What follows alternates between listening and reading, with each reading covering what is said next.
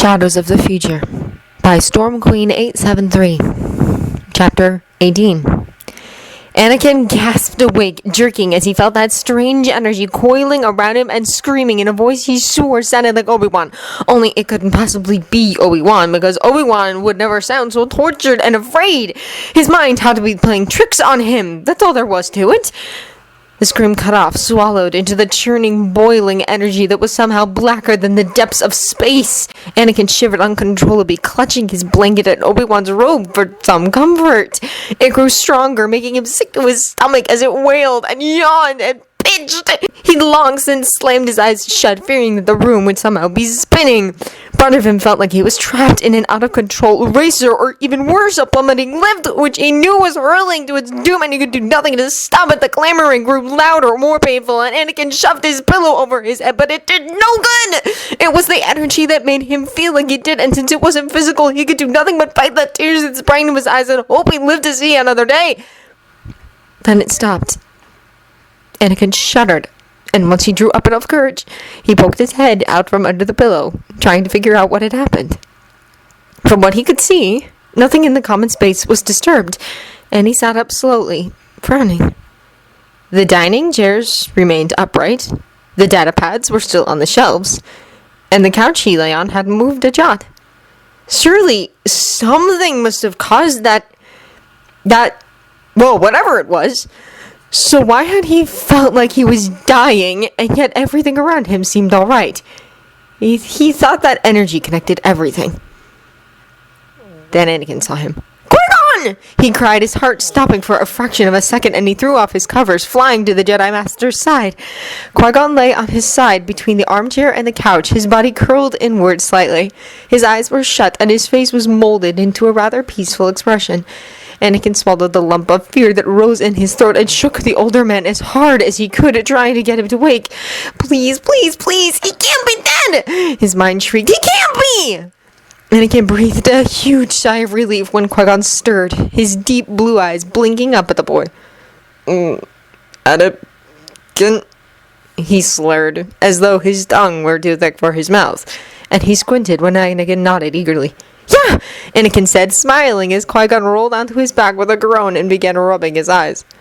What just happened? I felt really strange, like everything around me was going nuts. Qui-Gon murmured, propping himself up onto his elbows and shaking his head as he shut his eyes. Maybe you didn't feel it, Anakin said quickly while glancing around the rest of the room. I mean, you were knocked out, so maybe it happened while you weren't... He trailed off when his gaze landed on a second collapsed figure. Obi-Wan. Anakin's heart froze for the second time. His gut felt like someone had dropped it in a bucket of ice. Obi-Wan lay on his back in front of the windows, his knees bent to one side, an arm resting across his stomach limply, and his glassy eyes stared up at the ceiling. No! His chest wasn't moving.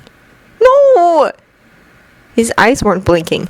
No, no, no, no, no, no, no, no, no! Anakin backed away, horror rising up on him like some nasty swirling sandstorm, his gaze locked on the lifeless body before him. This couldn't be, part of him railed. It just couldn't be! Obi-Wan wasn't really lying there still as his statue. It was just Anakin's awful imagination messing with him and making him think that one of the Jedi that he'd grown so fond of over the past week was lying there dead.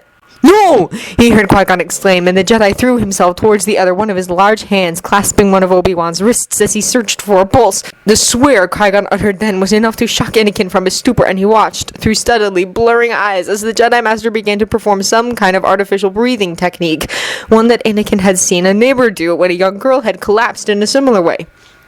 Padawan, don't you dare do this!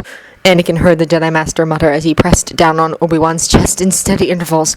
If you die now over some stupid vision, I swear to the heavens above I will follow you all the way into the underworld of the Force, and I will kill you! The door chime rang, and before Qui-Gon could be interrupted, Anakin leapt to his feet. I'll get it! He yelled, racing across the common area to slam his palm against the controls, and the door slid open to reveal two Jedi he'd never met but seemed awfully familiar. Young Skywalker! The shorter green one croaked, and Anakin blinked as he recognized the Master from Obi-Wan's description. Since the great disturbance began. Obi-Wan's dead! His mouth blurted before he could stop it, and watched the two Jedi start in surprise. What? The taller one actually shouted, and Anakin flinched before standing aside so they could race inside. The taller one kicked his boots off before he stormed after a hobbling Master Yoda, who actually made excellent time considering how old he was supposed to be. "Move your mask, Qui-Gon!" Anakin heard Master Yoda say, and he drew near the small gathering cautiously, his fear holding him back. "Master, I cannot. I'm not going to let him die." "Listen, you did not!" Master Yoda said sharply, hitting Qui-Gon's upper arm with a pointed thwack, and the Jedi Master reeled back in shock. "Save him, I will!" Anakin drew even closer, standing beside the unknown master and peering around Master Yoda, who placed one claw-like hand on Obi-Wan's still unmoving chest. Anakin held his breath as he felt that strange energy surge around the small Jedi. And then a powerful jolt shook Obi-Wan's body. The Padawan didn't respond at first, but when Master Yoda repeated the action, Obi-Wan gasped loudly, his back arching and his eyes fluttering. His hands twitched and he rolled towards them, coughing violently, and Anakin let out the breath he'd been holding, his shoulders slumping in relief. "Thank the Force," he heard Qui-Gon sigh as he reached forward and began to rub Obi-Wan's back in steady up-and-down motions. "I didn't know you could use the Force like that, Master Yoda." 850 years old I am," Master Yoda replied as he leaned on his gimmer stick, and Anakin stared in shock. "Learn what you have, and glad I am. That's of some use, it can be." "What happened, Qui-Gon?" the unknown master asked, frowning down at the pair. "We felt a disturbance like no other. The entire temple was on its knees as the Force went completely out of control." Qui-Gon froze a little at that, and he lifted his head to stare up at the other master. "What do you mean, Mace?" "Exactly what I said," Master Mace replied, raising an eyebrow or two. Anakin couldn't really tell from his vantage point. "Came from Padawan Kenobi that we did," Master Yoda said quietly, his gaze still focused steadily on the gasping Jedi, and everyone stared at him. "Don't know how he came to suffer so greatly, I do not." "Could it be from those visions you said he saw? Could they have upset him that deeply?" Master Mace asked, turning his attention to Qui-Gon, whose gaze dropped to Obi-Wan. Anakin glanced down as well, taking a step forward, and he watched Obi-Wan lift his head slowly and freeze. "Obi-Wan?" Anakin asked softly, reaching for that link of energy that bound them together, and tried to send his question there, too. He watched the Jedi start slightly in response, his blue-green eyes widening as they focused on Anakin. Though there was a conversation going on around them, it stopped when Obi-Wan reached forward, his icy fingertips brushing away some strands of hair from Anakin's forehead. "Are you okay?" Anakin whispered, trying to open himself completely to the link, if that was at all possible, and he could feel Obi-Wan reaching along it, gently brushing up against him. He tried to send a hug, or whatever he felt like when someone hugged him, and watched Obi-Wan squeeze his eyes shut. "No darkness," the Jedi whispered, relaxing somehow, and Anakin watched the three Jedi Masters start in surprise. Obi-Wan pushed himself up then, and held his arms open in an obvious invitation, his expression relaxing into a small smile. Swallowing around the sudden lump in his throat, Anakin threw himself into Obi-Wan's embrace, tucking himself against the Jedi and wrapping his small arms around him as best he could. Stars, he'd been so scared. "It's all right, Annie," Obi-Wan murmured as he rocked back and forth, his chin resting atop Anakin's head, who realized then he was crying. "It's all right. I know you were afraid, but everything's okay now. I'm fine." "Qui-Gon, you were saying something about those visions?" he heard Master Mace say quietly, and Anakin peeked up to find Qui-Gon watching them with a strange, thoughtful expression. He felt the energy that linked Obi-Wan to Qui-Gon pulse back and forth, and watched as Qui-Gon leaned forward to draw both of them into an embrace. Anakin felt Obi-Wan stilling as his head rested on Qui-Gon's shoulder, and a sharp blast of fear burst through the boy, one that Obi-Wan quieted with a gentle hug. "I'm not going anywhere, Annie, but I am going to rest," he said. "I'm tired." "Ki," Anakin whispered, hunkering down and leaning against the two Jedi. He pressed his ear to Obi-Wan's chest, just in case. A steady heartbeat met him, making him sigh in relief, and he then glanced up at Qui-Gon, who smiled down at them gently. "I don't think they're visions at all," Qui-Gon said at last. "I think they're actual memories of a future that could have been." Anakin gasped, blinking up at the Jedi Master, and watched as both Master Mace and Master Yoda reeled backwards. The tall Jedi plopped into the armchair, his expression stunned. But how is something like that even possible? And what do you mean, could have been? I believe the Force sent Obi-Wan back in time 13 years, so that he could undo an awful future, Qui-Gon said, and Master Yoda appeared to consider him gravely. When you mentioned that a light lingered in him, perhaps it meant the sudden acquisition of memories. Memories? Anakin blinked a little and peeked up at Obi-Wan, who cracked open an eye when he felt someone looking at him. When I was meditating just now, I was somehow drawn into Obi-Wan's... Well, I'm not sure what he was doing, Qui-Gon said, and the link pulsed between him and Obi-Wan, which made him quirk an eyebrow. He says he was trying to work through his grief, because it was affecting his ability to focus properly. Somehow I got sucked in, but my presence made it spiral out of control. What did you see? Master Mace asked, and Anakin heard Qui-Gon sigh a little, the link pulsing back and forth again. Obi-Wan's life, Qui-Gon said at last, his arms tightening around the two. In what I saw, I had been killed by the Sith I fought on Tatooine, and Obi-Wan killed him in response, which he was knighted for. He then took an apprentice, raised that apprentice, became a master, fought in the war, and watched as the Sith took over the Senate and began exterminating the Jedi. You can't be serious, Master Mace whispered, but Master Yoda merely murmured a soft sound, tapping a finger against his gimmer stick. Ring true these words do, Master Yoda said, his gaze drifting from Obi-Wan to Anakin, and finally resting on Qui-Gon. And explains it does. Your Padawan's altered Force presence. Unable to change something so central so drastically. My visions are. You mean, you're not a Padawan? Anakin tried to ask Obi-Wan and watched him nod his head ever so slightly. But how is this even possible? Master Mace was saying, but Anakin wasn't paying attention. He felt like he was missing something very important with this revelation about Obi-Wan, stirring something in the depths of his mind that he should have realized a long time ago. I'm the apprentice, he whispered, feeling his eyes go wide as the room went dead silent. Those times you slipped up and called me Padawan, it was because it was a habit that you couldn't easily break. Obi-Wan had opened both eyes as Anakin pulled himself up so he could meet the Jedi face to face. He felt Obi-Wan tense in something he could only describe as fear, their link going as silent as the room, and he frowned slightly. Why hadn't Obi-Wan said anything earlier? Was it such a bad thing that it had to be hidden? Not bad, Annie, Obi-Wan whispered. You were my Padawan for 12 long years, and I didn't say anything because I didn't want that knowledge to affect the Council's decision. I also didn't want you to get your hopes up in case they decided not to train you. Or, if they did, I didn't want you to be upset if they didn't assign me as your master. Oh, Anakin whispered, frowning as he tried to consider Obi-Wan's perspective. If he'd been given that kind of knowledge, how would he have responded? Since much darkness I do, Master Yoda said. In the future you lived. Trying to change it, were you? Trying to prevent it from occurring? Obi-Wan shut his eyes. My mistakes were serious, Master Yoda.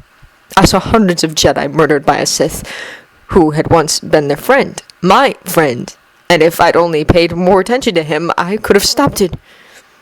What did you lose? Anakin asked quietly. Everything, came the whisper. You watched me die, Anakin said softly, feeling the energy around him murmur the truth to his words. That's why you're so sad. That's why you're hiding. Obi-Wan opened his eyes, one of his hands coming up to smooth back Anakin's hair, a motion he leaned into slightly. That's true, he replied gently. From a certain point of view, I did watch you die. Obi-Wan was still talking, but Anakin didn't hear. His eyes were a million clicks away, seeing things he'd never thought possible, and he could only wonder where they came from. He'd be able to tell if they came through his bond with Obi-Wan. Anakin watched as Obi-Wan grew older, his warmth vanishing behind a sarcastic mask that hid his wounds. Watched him fight, watched him fly, watched him recoil in horror as the galaxy around him dissolved from underneath his feet. He saw the battles Obi-Wan fought, both with a lightsaber and with the troops he commanded as a general, and he watched as those troops turned on him, nearly killing him as he fled. He felt Obi-Wan's pain as he walked through the battlefield the temple had become, shutting his eyes against the death. Mostly, though, he watched himself. because he was there, growing older with each passing second. He watched horrified as the darkness settled around him, making him cold and flippant. He could feel the disdain he held for the Jedi. He could feel the anger that grew in him, and he could feel the conflicting emotions that rose within his other self when it came to Obi-Wan. The Anakin he saw grew to love the man, but he trusted Obi-Wan with nothing close to his heart, and it poisoned everything. He watched them fight across a catwalk, with Obi-Wan trying to reason with him, but his other self would have none of it until... It was me, Anakin whispered, shutting his eyes as he came back to himself, and tears wet his cheeks. I'm the one who... No, came the fierce whisper. Annie, you are not that person. But I could be! He yelled, a vision of his adult self rising before him, his eyes yellowed and his face twisted into a contemptuous sneer. I could be, Annie, and if you knew this, why didn't you just kill me when we first met? He continued, his voice choking as he sobbed. Then I couldn't become that horrible monster. I don't want to get so evil that I would kill innocent people. I don't want to kill those I love. I don't want to hate you. Exactly, came the reply, and he was drawn into a bone-crushing embrace, one he couldn't struggle against. You can choose, Annie, so choose not to hate me. He felt the link open fully, and he tentatively did the same, afraid of what he might find. Annie, what do you feel? He heard someone ask, and he shut his eyes, letting the emotions that poured through the bond wash over him. Pain. That was the first one he felt, but it wasn't as horrible as he remembered it being. And then came exhaustion. There was a touch of exasperation, though mostly there was relief that everyone finally knew what had been hidden. And underneath it all was an emotion that wrapped itself around him that was so utterly happy when he was near. Love, he realized with a start, basking in its warmth. It was the kind of love he had for his mother. The deep and boundless kind that made him do incredible things, like beat up kids twice his size when they'd insulted her. It was the kind of love he could feel Obi-Wan had for Qui-Gon, which gave him the strength to strike down an opponent with more power and skill and made him push himself to his limits. And Obi-Wan had the same kind for him. It overwhelmed him, leaving him speechless, and it made him want to cry, though he wanted to laugh at the same time. He had felt so strange ever since leaving Tatooine, part of him always afraid of being a burden, and it was such a relief to know that he would never be a problem. He was loved. He was accepted for who he was, and no matter what he did, it would always be there to cherish and protect him. You see, Annie? I could never kill you. Never. He nodded, part of him hoping he wasn't bawling. He clung to someone, Obi-Wan he realized, with all his might, and the link closed enough to bring him back to the apartment. His gaze fell on the two Jedi Masters, watching them closely, one with a distinct expression of fear, the other with a cool, scrutinizing look. A pang of fear echoed through him then. They aren't going to train me, are they? He thought along the link, and felt Obi-Wan hug him more tightly, sending soft, soothing whispers to him. If they decide not to, you don't have to worry any. I'd never let you get sent away to live with people you don't know, came the reply, one that made him blink in surprise. I'd leave with you, and we'd go somewhere with lots of water, and we'd work to get enough money to free your mother. He pulled away enough to stare up at Obi-Wan and found him wearing a serious expression. You really mean it? I really do, Obi-Wan replied, smiling faintly. And Anakin snuggled back into his embrace, a huge part of him sighing again in relief. No matter what happened to him, he'd be taken care of. As disappointing as it would be to be turned down by the council, living somewhere with Obi-Wan would make up for it. And if they could free his mom, well, that would be wonderful. Qui-Gon wants to know what we've been talking about, Annie, he heard Obi-Wan ask as he relaxed against someone. Do you mind if I tell him? He shook his head, feeling the two Jedi converse as a heated conversation rose up around him. As far as he could tell, Master Mace wanted to tell the council about what they discovered, but Master Yoda would have none of it, citing the panic it would unleash. He was saying something about how they couldn't let Obi-Wan's memories of a future that probably wouldn't even take place now affect their final decision about Anakin, who yawned as quietly as possible. Qui-Gon said he'll join us if the council decides not to train you, came the thought, and he swore he heard the two of them laughing with each other about something, but he'd pressed his ear against Obi-Wan's chest, and the steady heartbeat was quickly lulling him back to sleep. Get some rest, Daddy. Came a voice that sounded a lot like Qui-Gon. You certainly need it. He wasted not another second, falling into a deep, peaceful sleep.